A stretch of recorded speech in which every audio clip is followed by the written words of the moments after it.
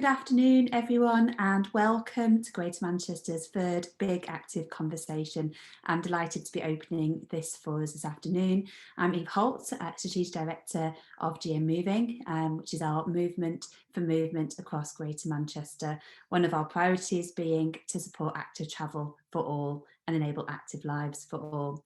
So these conversations are a very valuable way of bringing together people and partners in order to share and explore progress stories, challenges and expertise to really help make Greater Manchester a much better place for everyone to walk, cycle, wheel and to get about. As many of you know, Greater Manchester has a fantastic vision for an integrated and inclusive transport system. We're on a journey, we're not there yet, but we feel like we're making steps every single day. And you will have seen announcements over the weekend and images, hopefully on social media, of our sort of B network vision to include metro, bikes and buses as part of a fully integrated transport system, the B network. So I'm really pleased to be working alongside colleagues at Transport for Greater Manchester and of course our Commissioner for Transport, Chris Boardman, to really help make Greater Manchester a much better place to grow up, get on and grow old and recognise the importance of transport in doing this and achieving this. So what will we have? Well, we're looking for a far more accessible and affordable, equitable, easy to use transport system with a daily fare cap and multimodal ticketing that can create a really seamless experience wherever you travel for work or leisure or play. And a key part of delivering this is making sure that it works for you.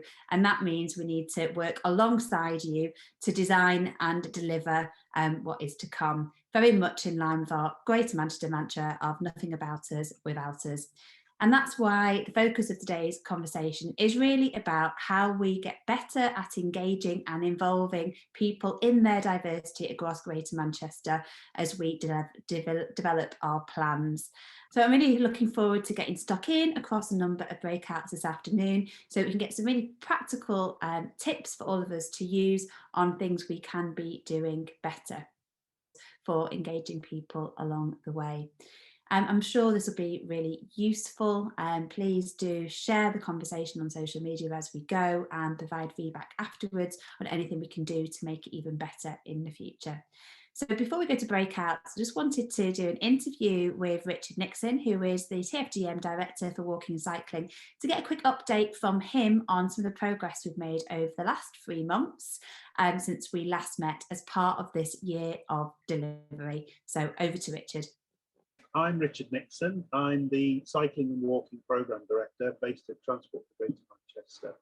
And I'm hopefully going to update you on progress on the year of delivery. Absolutely. So it's been 3 months since obviously we did the last big active conversation and you made that commitment. This is all about spades in the ground and the year of delivery. So what are a couple of highlights that you've seen from the last 3 months?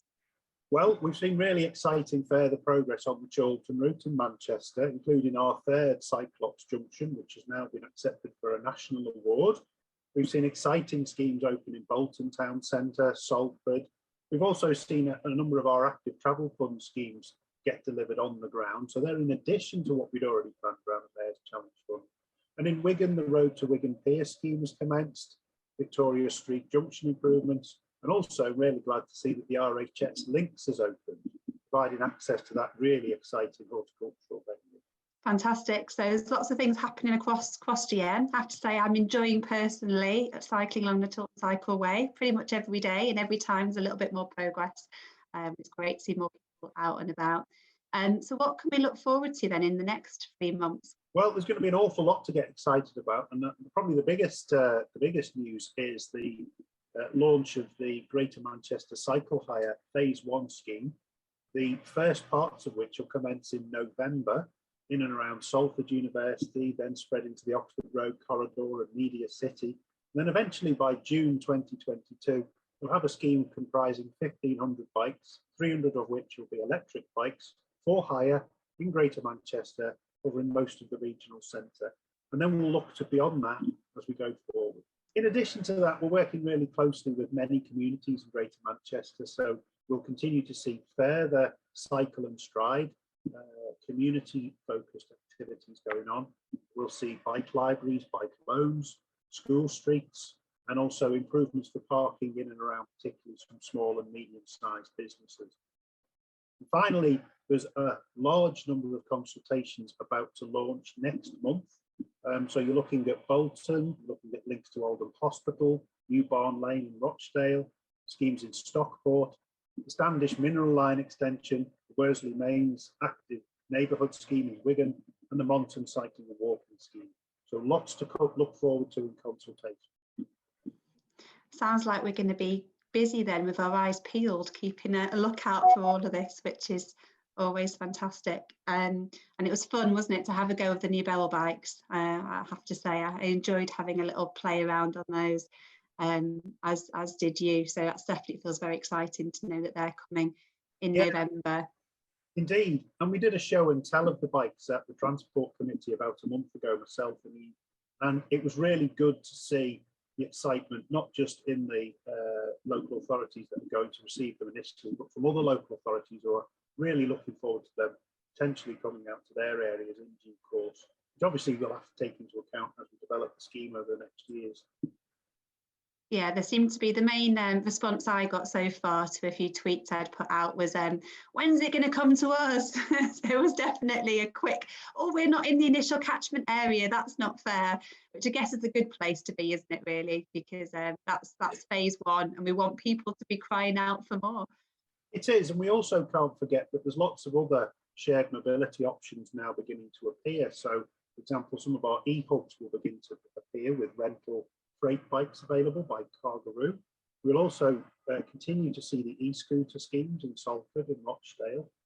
And there will be other developments around shared mobility, such as bike loans and bike libraries, as we've mentioned. So they will be across GM, not just focused in the regional centre.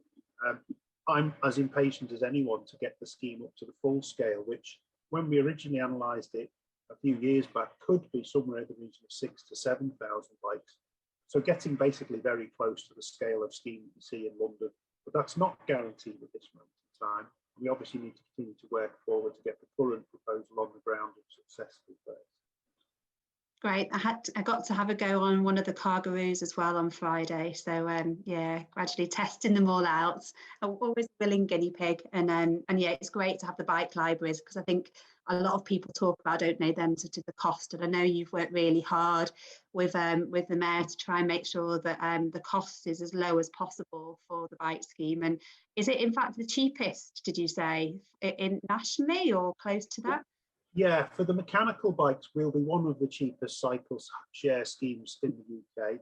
And for our electric bikes, we'll certainly be also one of the cheapest. There are other schemes that have different approaches to tariffs and memberships, etc. But the mayor and ourselves took the decision to launch a pay-as-you-ride option first, because in due course, of course, the mayor and the Transport Commission are working very hard to bring together an integrated transport network, which will see a variety of new ticketing options, and obviously the ambition to create a sort of fair playing field in terms of the cost of a typical daily trip. So we've launched initially as pay-as-you-ride, which again is very competitive, but in due course there will be other ticketing and tariff options available that will integrate with other modes. Great. So it's trying to make it as equitable as possible, isn't it, really, which is fantastic. And obviously the bike libraries then provide another option for those people that are looking for, you know, really affordable second-hand bikes or bikes to loan. Yeah, and we also can't forget our partners in the third sector. You know, there are numerous partners in the third sector also providing support for access to bike or providing deliveries by cargo bikes, etc., such as in Chorlton. So we can't forget that there are organisations out there also providing, particularly through the third sector, voluntary sector and activist sector, those options. And we continue to work positively with all of those groups to identify the gaps that might exist in provision. And then moving on to the wider exclusion and accessibility piece, we've had initial conversations, quite exciting and interesting conversations with our friends in the Wheels for All projects. And we brought cycling projects to the Transport Committee to really promote the accessible services for adapted bikes and training that are available at those locations. Yeah, it's been really good to see so much progress really on that agenda and really widening out that access and participation for everybody. because that's what needs to happen. So that's been great to see. And I guess on that note as well, it was International Older Persons Day on Friday, and I know we launched a report in a piece of research that we'll be doing with your colleagues at TfGM around what we can do to make active travel far more accessible for people in their 50s, 60s, 70s and later life, which has some really clear recommendations, which is great. And the Centre for Ageing, who are one of the partners in that piece of research, working with us for the last 18 months, launched a more in-depth report as well just yesterday, which has got a whole load of insight really in sort of the key ways that we can really ensure that everybody, you know, has that choice and they can choose to get out of their car and they've got a genuine option and means to do that. It feels like there's lots of different things popping up across GM, and I know people in your team are working hard to try and now collate really details of all these different projects and opportunities and initiatives really, so that we can signpost them on the new fantastic travel website and hopefully make it easier for people just to see what's available for them and inspire others to get going and launch more. So it's all good. If anyone hasn't found it, go and have a look on the Active Travel website, which every time I look, there's new stuff on there actually, and there's more stories and case studies. It's brilliant. I love the, find out more about what's within 15 minutes of where you live. So, everything we know about what's great about a 15-minute neighbourhood, it's great exploring the map there and helping people to realise how much is on their doorstep that's within a sort of 15-minute walk of where they are. And of course, that links back to then we've had the launch as well of the Streets for All strategy, which feels like a great launch pad actually for lots of these things we're talking about how we design our streets for everybody in a far more accessible way. So that feels like another positive step. And I know that the design guide's due to follow in the next 6 months as well. Yeah, absolutely. So the Streets for All strategy will enable us to really understand the relationship between all sorts of modes on many different types of streets, and will really improve our ability to explain how each of these activities complement each other, whether it's bus, and obviously there's a big push to improve bus at the moment, with the process going on around what's called the bus service improvement plans and bus reform. And all the teams across Transport for Greater Manchester and in all the district authorities are working very, very hard to support government requirements for bids for funding for the next round of funding. So we will see comprehensive spending review outcomes in the autumn, and proposals being submitted around those bus service improvement plans, around active travel funding, and around what's known as the City Regional Sustainable Transport Settlement. But all of that is being integrated by officers and colleagues from districts and local from Transport for Greater Manchester, and with reference to all the plans and strategies that have been built up over the last few years. So more to come on that in due course, and some really good opportunities coming up this week with the Conservative Party conference. So we are promoting the Destination B network, for example, and our vision for that integrated transport system, and really trying to build up through this conversation people's engagement and inclusion in active travel design. And I urge people to again go to the Active Travel website, because that's where all consultations are signposted, and you can find out what's going on in your local area, as I said. So obviously the focus for today and the breakouts today, which are really about trying to dig in and do the work and share best practice. So, people and partners across the system really feel that they can get on and they've got practical things that will help them in their work and help them on this agenda.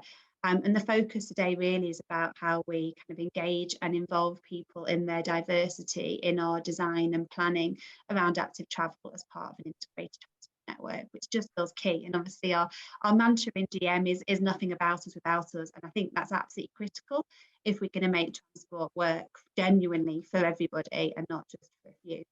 Yeah, absolutely. I mean, I think obviously earlier this year we introduced a piece of best practice guidance around inclusion and engagement, and I'm pleased to see that the districts have really embraced that guidance, and it's a best practice approach towards engagement.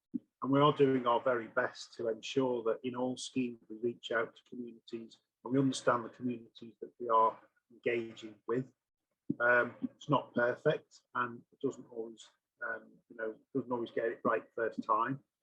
Obviously, the last 12, 18 months have been very challenging in terms of community-led consultation activities, because much of it has been in the virtual space, and not all communities respond to or have access to these virtual spaces. So if I have a concern, it's that we could have become over-reliant on the virtual space. But we are now beginning to emerge out of that, and we're trying our very best across schemes, across programmes, to engage with people face-to-face, on street, in their local communities, etc. I think what needs to happen next is a certain amount of bravery, if I'm honest. I think we said this both individually and collectively to the Transport Committee, which is there are some very difficult decisions coming up in the near future, 5 to 10 year horizons, around carbon, around air quality, around accessibility. And as you mentioned, things like tackling pavement parking, that's a really, really important issue for inclusion and accessibility. But it's going to take quite brave decision making by local councillors, by political leaders, by senior officers, because much of what may be proposed on the face of it looks unpopular if you go with simply the kind of response that you get from people who might react against something that they see as a threat to their current behaviour. But actually what we know is that that is serving and supporting the most disadvantaged in our community, who don't have access to cars, who do rely on their feet or on wheels to get around. And so I think bravery is something that's going to have to happen, because actually some of the challenges that we're facing around decarbonisation and climate change mean that there are certain decisions we are just going to have to take. And one of those, for example, you mentioned, is the potential to look to reduce levels of traffic in certain areas. And that means, for example, modal filtering to make sure our neighbourhoods are pleasant places to be, not just conduits for high volumes of traffic which should be elsewhere on the network, or indeed not even driving around at all. So I don't think they're going to go away. And those challenges between the haves and the have-nots, if you like, that I want to drive and I'd rather not drive, I think they're going to continue to be a challenge. And responding to those is going to need decisive action and bravery in the face of what may be seen to be, in certain circumstances, unpopular actions. Great. So hopefully less bravery needed for people who just want to get about in an active way across Greater Manchester, and more bravery needed for those who are in positions of power, who need to, be quite decisive if we're really going to make the progress that we need to, and really make this a viable alternative, for everybody. As much of the time, as many people, as many occasions for those short trips. That statistic always sticks with me, that we've got, was it 250 million car journeys of less than 2 kilometres a year, which is the equivalent of, less than 30 minutes generally on foot, and about 15 minutes on a bike, which, most research seems to show that most people, if they're able to, for those sorts of short trips, are prepared to do that if it feels safe to do that, and if it feels accessible and, fairly pleasant. So, yeah, let's see those numbers shift. It'd be great. Yeah. Fab. Well, I think that's probably our time up, but thank you. I look forward to hearing what's happened in another 3 months. Yep, thank you very much all, and very best wishes and good luck for the day. So if you're watching this, you should have an email with the full agenda for the breakouts and links for the Zoom and team meetings. So just to be really clear, there's a choice of 4 breakout sessions, each of which will be running twice, which means you get a chance to at least join 2 of those different breakouts. We will be recording the breakout sessions as well, so you can catch up afterwards on any that you have missed. So they include sessions on active neighbourhood design and implementation with Sustrans and TfGM, on creative community engagement with Our Streets Chorlton project, on improving people power run by TfGM, and then we've got a session on learnings elsewhere, hosted by my colleague GM Moving and GM Walks, Louise. And they'll then be repeated, and then we'll come back together at 4:45 just for 15 minutes, a bit of a wrap-up session to share any key takeaways and commitments from what you've heard during the day. So I hope you have a great afternoon. Please do tweet, share, spread the conversation using the hashtag Big Active Conversation. And please do, send through any questions, any reflections you've got via email as well, including any thoughts you've got on future Big Active conversations and the stuff that we can be all cracking on and doing collectively in the meantime. Have a good day.